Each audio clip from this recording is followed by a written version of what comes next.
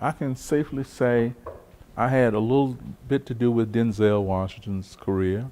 Well, you can pull this out now, since we're talking about Denzel. Yeah.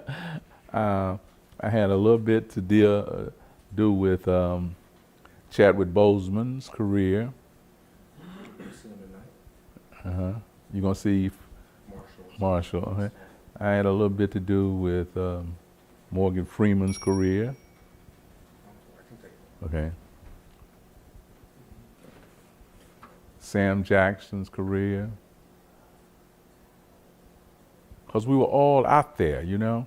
And if I got to play, you know, you saw, as you walked in, you saw Felicia Rashad, you saw, these people were just awesome.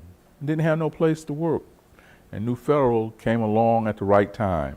The question I asked was, you wrote the book Black Theater Movement. Black Arts Movement there was a lot of promise. Was it fulfilled? I think so. I think if you look at where Black Americans are now, as opposed to where Black Americans were back then, the gain is substantial, but the gains are not fulfilled. We are not happy. We are not complete. I work in theater. I wish I had the wherewithal to do much, much more, to introduce many more writers, to do documentaries like I did back then. And a friend of mine who's a young guy, you know, they were making films all over, man, and housing, education. We're not satisfied. We're not completely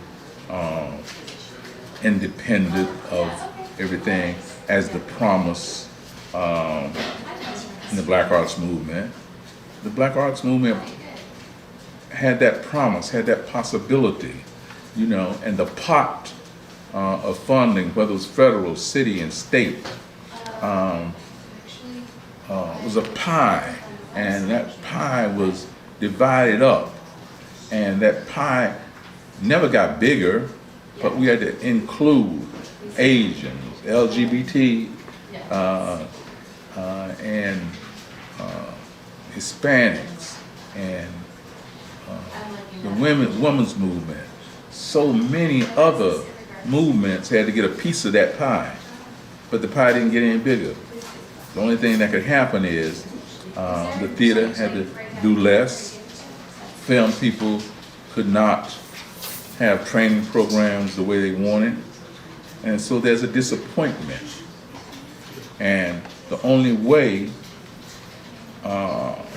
young filmmakers and young theater people can get off into that is work with, you know, white people who can pay them, can take care of them in some sort of way, but not necessarily do the kind of work that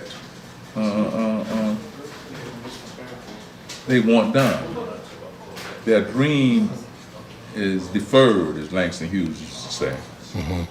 So is it always about money? It's about taking care. Well, it's not always about money. You know, if you can get 10 or 12, 15 young people who don't have families, living at home, are nomads, you know, but as they get older, they want an apartment. As they get older, they want a family.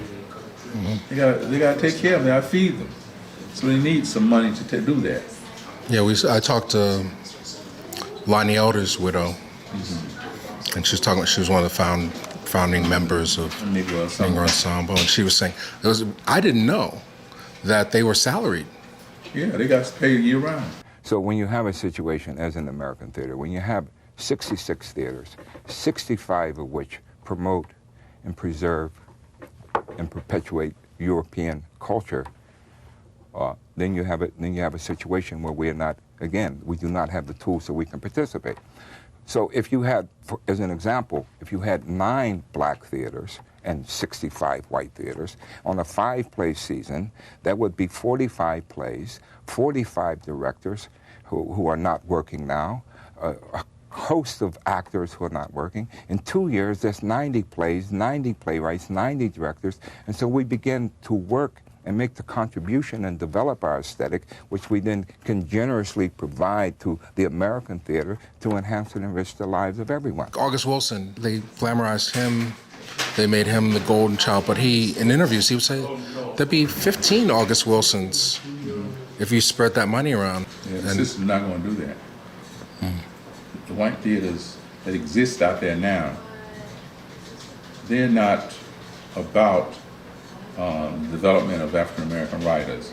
They're about the development and perpetuation of images created by European theater, whether that's Ibsen, Shaw, Shakespeare, Chekhov, you know, and the best of European theater, Ionesco, Gierdo. You know, it's like stuff, you know, we learn in college, but we aren't going to do it. We aren't going to go out and produce it, you know. So what gets you, last thing, what gets you up every morning then? An unbelievable drive and need to present works.